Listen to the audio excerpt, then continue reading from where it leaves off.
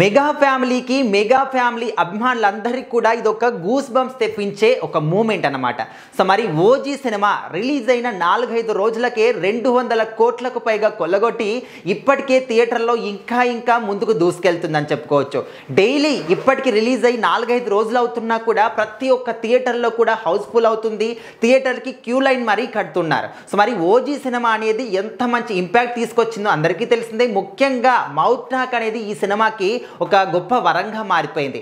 మరి స్టార్టింగ్ నుంచి కూడా ఓన్లీ సినిమా రిలీజ్ అయిన తర్వాతనే కాదు, ఈ సినిమా టైటిల్ ఎప్పుడైతే ఓజీ అని అనుకున్నారో అప్పటి నుంచి కూడా ఆటోమేటిక్గా సినిమాకి బజ్ అనేది ఏర్పడిపోయింది. సో ఏదైనా ఒక సినిమా రిలీజ్ అవుతుందంటే ఆ సినిమాకి సంబంధించి టీం అందరూ కూడా కొన్ని కోట్లు ఖర్చు పెట్టి ప్రమోషన్స్ చేస్తూ ఉంటారు, ఇంటర్వ్యూస్ ఇస్తూ ఉంటారు.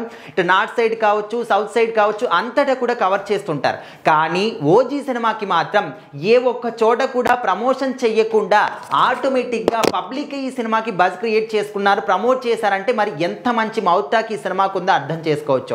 ఇంకా రిలీజ్ అయిన తర్వాత ఫస్ట్ షో నుంచే కూడా మంచి పాజిటివ్ టాక్ తోని సినిమా ముందుకు దూసుకెళ్తుంది.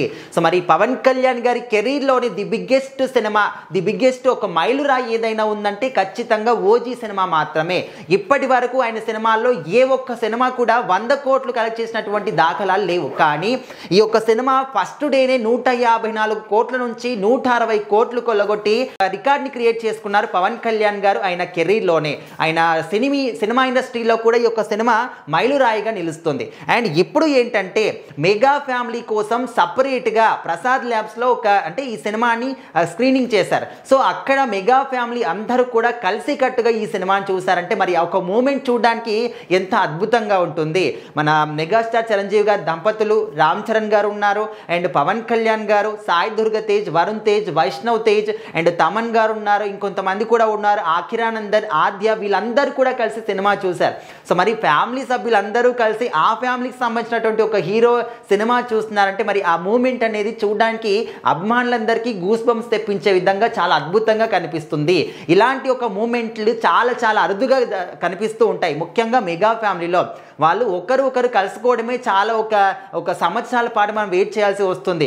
ఏదో ఒక సినిమా ఈవెంట్లో కానీ లేకపోతే ఫ్యామిలీ ఈవెంట్లో కానీ కలుస్తూ ఉంటారు. కానీ ఈ విధంగా ఒక సినిమా కోసం అందరూ కూడా కలిసికట్టుగా సినిమా చూడడం అనేది చాలా రేర్గా కనిపిస్తుంది. ఖచ్చితంగా ఈ యొక్క మూమెంట్ కానీ దీనికి సంబంధించిన ఫోటోలు, వీడియోలు అన్నీ కూడా ఇప్పుడు సోషల్ మీడియాలో హల్చల్ చేస్తూ వస్తున్నాయి.